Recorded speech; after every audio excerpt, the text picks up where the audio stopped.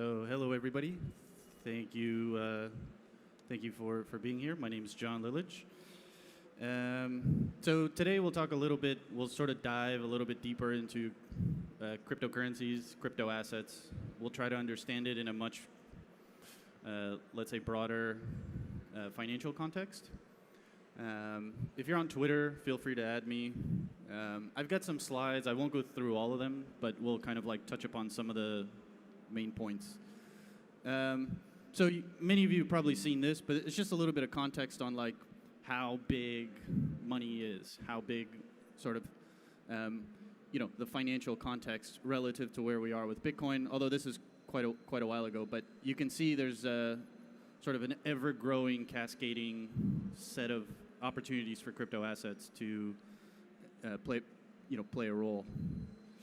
Okay, so this is an interesting slide because my interpretation of it is basically there's really no way to guess the price of Bitcoin or any of this stuff. It's sort of very often uncorrelated to traditional assets where they might have some indicators in the economy that kind of determine price. With Bitcoin and crypto, this stuff is still very volatile, and oftentimes it's extremely difficult to sort of predict what the price could be.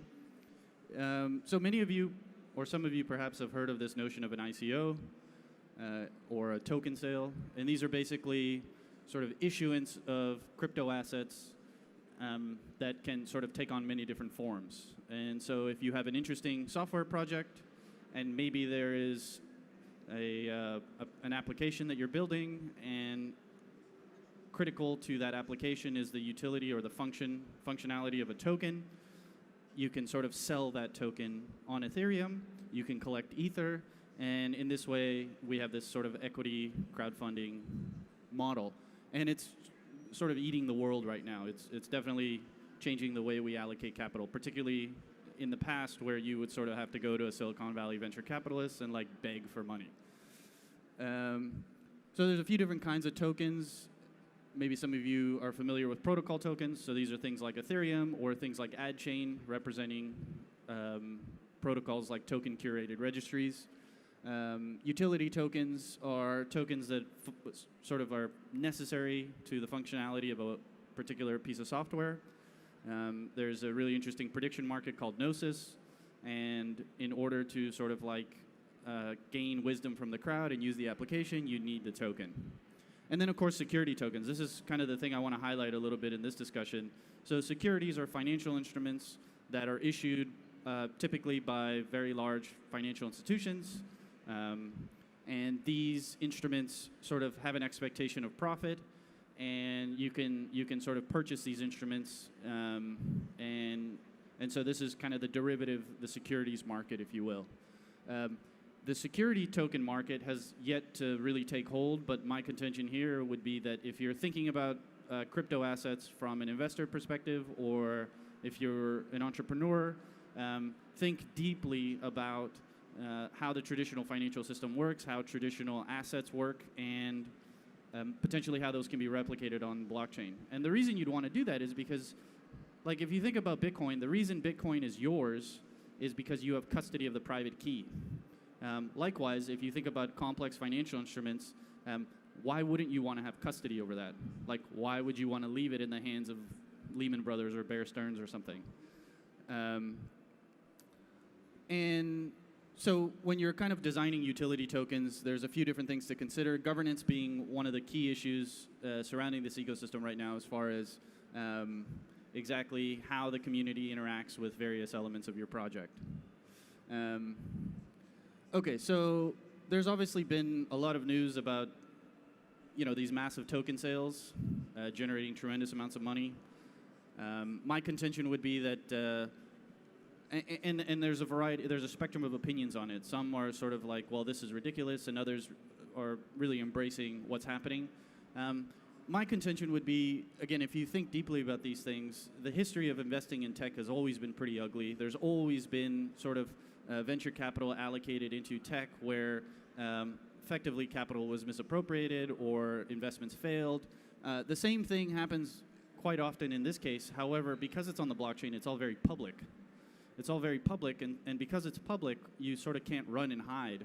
And because it's in public, then the ecosystem evolves very, very quickly. So we're seeing tremendous evolution, and I would say progress on many fronts. Okay, so these are some of the ones in the past. Ethereum being kind of the first significant, if you will, ICO, and there's been others since that have sort of done spectacularly well. These are just a few of them. I think the IOTA guy was just on stage earlier. Of course, there's a lot of different interest institutionally. MTGOX was a really famous kind of example here in Japan. CoinCheck recently also became famous. These are just some of the exchanges. Okay, so thinking about derivatives and so diving deep, deeper into this conversation beyond just, okay, well, what is a Bitcoin? I have a Bitcoin, the price goes up, I can make some money, I can sort of transact with it.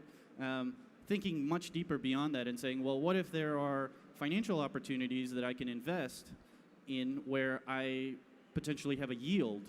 Okay, so imagine a scenario where, let's take a developing country like the Philippines, for example, where real estate is growing very, very quickly, and you wanted to sort of get exposure to that. Well, right now that would be very, very difficult using traditional financial instruments. There would be a series of friction points along the way that would make that sort of difficult. But if you could imagine in the very near term, tokenizing, so creating crypto assets that represent ownership in a building, let's say, or represent ownership or a claim to the yield generated, the income generated from a property. So imagine a private real estate investment fund owning a lot of assets, a lot of properties. Those properties generate revenue. The revenue from those properties is converted into Ether. Ether is put in a smart contract, and then those sets of properties can issue their own tokens. And if you have a token, you can then withdraw your share of the Ether or the yield. So this is sort of like an opportunity to go beyond just holding and speculating tokens and getting into a position where you can generate yield. Okay, so you get return on your investment in addition to holding the tokens. And there's a bunch of projects and a lot of really cool stuff happening. Variable is a really interesting sort of peer-to-peer decentralized platform where you can kind of trade a lot of these derivative crypto assets. Decentralized exchanges are going to be an important element of the coming sort of crypto asset Web3 future. We have seen, obviously, here in Japan, most recently with CoinCheck, and around the world in other places where the sort of centralized exchanges have been compromised. I have to give a lot of credit to the guys at CoinCheck. I actually know them. They had the money and paid it back, which is amazing. And it's a testament to how well their business was doing. But as we sort of evolve, as this ecosystem proliferates around the world, it's very important that we have decentralized exchanges where users retain custody of their asset at all times. You don't relinquish custody to an exchange and trust them to sort of not get hacked or breached. So regulatory stuff, and I'll go through these slides pretty quickly. So there's a lot of sort of existing laws, and some of those are difficult to navigate, and maybe, well, obviously weren't really constructed with crypto assets in mind, but that is changing, and we're seeing regulatory change here in Japan. Obviously, the FSA and other regulators have issued licenses and guidelines, and this is sort of happening around the world. The SEC in the United States is actively sort of making comments and taking action. And then, of course, you've got different jurisdictions around the world that are really competing to attract business. Most recently, Binance, which is a very large exchange out of China, moved to Malta because they had favorable sort of regulatory conditions. And so if you're thinking about it from an investor perspective, understanding the regulatory kind of landscape and as it shifts is very important, because that's going to be the determining factor for when securities on the blockchain become much more ubiquitous. So these are just some of the places I was talking about. There's a bunch of stuff happening around the world. We'll skip this stuff. This is sort of Gibraltar. Gibraltar's interesting. It's an interesting framework. They're really kind of innovating on the regulatory side. and we'll kind of skip through some of this. This is called the Brooklyn Project, and the reason I'm kind of spending some time on the regulatory side of it is because, again, I want to like emphasize how important understanding what is happening on the regulatory side is going to be as far as investors being able to make smart determinations about which assets and which products they want to sort of invest in. You're going to see derivatives and securities on the blockchain issued by groups that either follow regulatory guidelines or don't, and the ones that don't are likely to be very, very high risk. That's why it's important to kind of at least have a sense for all this stuff. In Brooklyn, we, along with a bunch of others, kicked off a process. It's a sort of collaborative effort between many different groups, many different regulators, and we're hoping to sort of help construct guidelines for how to deal with these things. Okay, so thinking about exchanges, again, CoinCheck was a big deal here in Japan, and it's had tremendous impact already. There's massive regulatory change coming. The industry is changing very quickly here in Japan. So from a security perspective, you will see more regulation and you will see more institutional participation. For example, I wouldn't be surprised if you see SoftBank Investment or some other major kind of institution like that either launch an exchange or heavily get involved in this space very, very soon. And then, trust and security is another big one. So if you're an investor and you're thinking about these things and you're using some of these services, you should deeply kind of, you should be very skeptical and deeply think about what kind of security measures are these exchanges using, particularly on the cold storage side. Okay, so this is really interesting. If any of you are entrepreneurs and if you're thinking about, okay, how do I get involved? How do I participate? And maybe some of you have financial backgrounds, maybe some of you don't, maybe some of you are software engineers. So the first place I would really think about is vault management. So this is sort of like, you've got a bunch of crypto assets, and there's a bunch of services around that entrepreneurs can provide to help kind of like collateralize those assets, for example. Token ETFs and index funds are going to be really interesting. There's a couple guys in the US, the Winklevoss twins, kind of funny guys, and they tried to launch an ETF, but they were sort of rejected. I think the reason they were rejected was because they really kind of totally miscalculated how to go about doing something like that. I think going public first and then talking to the regulator later was a terrible mistake. I'm not sure they're the brightest guys, but you will see more and more ETFs coming up. And then, of course, fiat token services. So one of the things to look for that'll be really interesting is when nation states start tokenizing fiat. So fiat is like Japanese yen or US dollars. I mean, the traditional money as we understand it.